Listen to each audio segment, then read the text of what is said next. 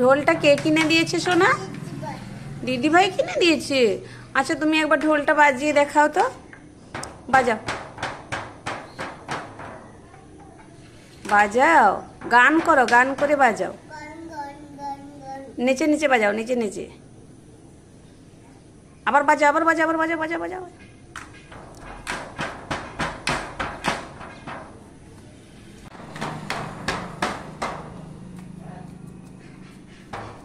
দাঁড়িয়ে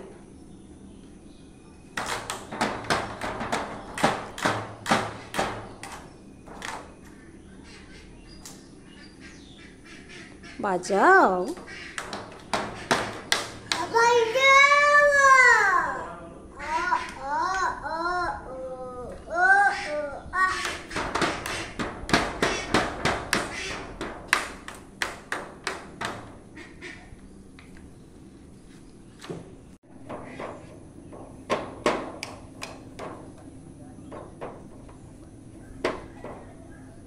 জোরে যাও।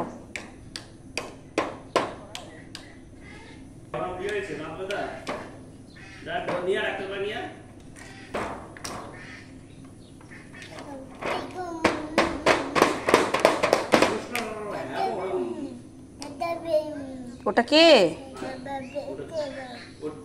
এইটা কে? এটা এটা এটা এইটা এইটা এইটা এটা দেখো, এটা কে?